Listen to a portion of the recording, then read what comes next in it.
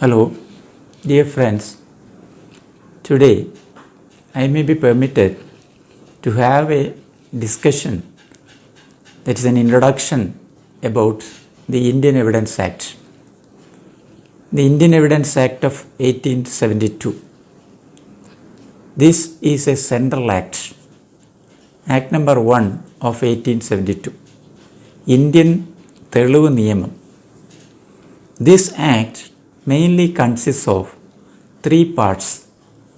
That is, part number 1 on relevancy of facts, വസ്തുതകളുടെ പ്രസക്തിയെ സംബന്ധിച്ച് ആണ് ഭാഗം 1-ൽ പറയുന്നത്.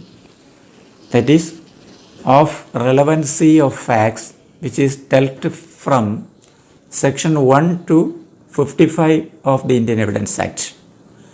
Then about part 2 on proof of facts, വസ്തുതകൾ തെളിയിക്കപ്പെടുന്നത് എങ്ങനെ എന്നതിനെ സംബന്ധിച്ച്. That is in part 2 from section 56 to 100. Then the last part is part number 3 on burden of proof, തെളിവ് ഭാരം. ഒരു വസ്തുത ആരാണ് തെളിയിക്കേണ്ടത്, ആരാണ് വസ്തുത തെളിയിക്കേണ്ടത് എന്ന് ചോദിച്ചാൽ, വസ്തുത തെളിയിക്കപ്പെടാതിരുന്നാൽ ആരാണോ കേസിൽ പരാജയപ്പെടുന്നത് അയാൾ വസ്തുത തെളിയിക്കണം. This is A short form. Now let us take part number 1, 2 and 3 separately and discuss these matters in detail. Then what you mean by a fact? A fact means and includes anything or any state of things or relation of things capable of being perceived by the senses. A fact means anything. So this is a paperweight.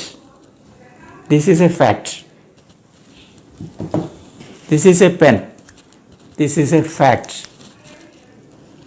A fact means and includes anything or any state of things or relation of things which is being capable of being perceived by the senses, human senses, 5 senses.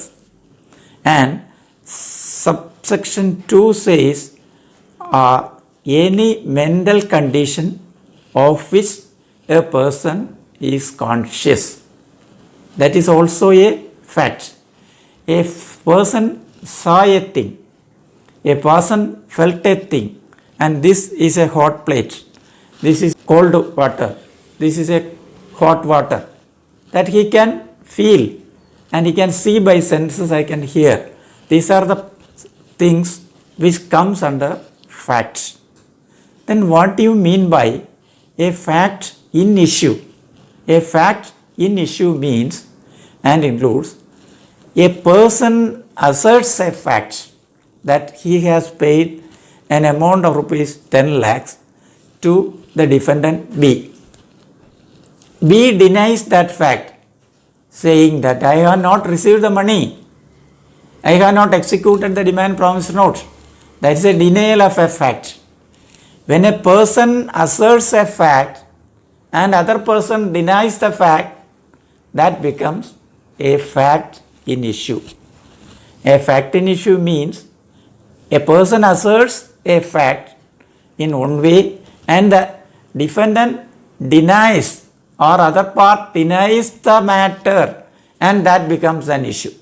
Then the duty of the court is to resolve the fact in issue. Then how a fact in issue is found? Fact in issue is mainly of 3 types. Issue of facts, വസ്തുതയുടെ തർക്കത്തെ സംബന്ധിച്ച്. Then issue of law, നിയമത്തിൻ്റെ ഇഷ്യൂവിനെ സംബന്ധിച്ച്. Then the third category is mixed question of law and fact. For example, A have executed a demand promissory note in favor of B, and received a sum of rupees 10 lakhs and thereafter the defendant did not pay the amount back on demand of the plaintiff.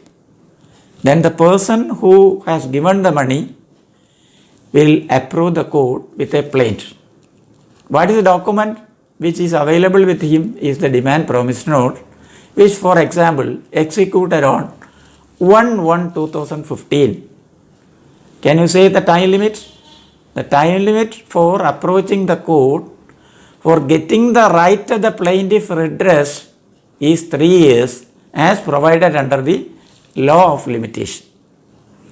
If the plaintiff fails to come before the court within the time limit prescribed under the Limitation Act, the plaintiff is not entitled to get the money back. That is the question of law. That is that it is a time barred debt. Even though the plaintiff has a right to get back the money, he will not be eligible to get the remedy from a court of law. That is a question of law. Then what is a mixed question of law and fact? The defendant says that he has paid the money back to the plaintiff and the plaintiff did not return the promissory note back to the defendant. That becomes a question of fact. That is a fact in issue. How we will resolve this fact is by giving evidence. What is evidence means? Evidence means and includes any statement or any document or anything which relates to a particular fact and issue which has to be proved either by oral evidence or by documentary evidence. Evidence is mainly classified into oral evidence and documentary evidence. Documentary evidence then comes as primary evidence, secondary evidence. What is primary evidence means? The document itself. The document itself is the primary evidence. How will you prove the document? That is coming under the proof that you will study later. First of all, production, then marking, then proof, evaluation and judgment. This is a process of determination of a document and a fact in issue by a court of law. This is a process or the procedure of the court to determine a fact in issue, a question of law, a mixed question of law and fact. These matters requires evidence. Evidence, as I told you, that it is mainly classified into two. One is oral evidence. Oral evidence must be direct. That should be given directly to the court. A hearsay evidence is inadmissible generally, but in certain circumstances, hearsay evidence is also admissible on two conditions. That is, one is coming under section 6, res gestae. Some facts which even though not submitted directly and a hearsay evidence given by the person is also relevant. And also section 32, that is dying declaration. These matters requires time for detailed study. And now I conclude the introduction of the Evidence Act, that this is a central act. This act consists of mainly 3 parts. Part number 1 of relevancy of facts coming from section 1 to 55, on proof of facts 56 to 100, and on burden of proof, that is 101 to 167. For detailed study for each and every part requires more time. So I request the viewers to attend the second video in the series of this video. Thank you for attending this video. Thank you very much and subscribe.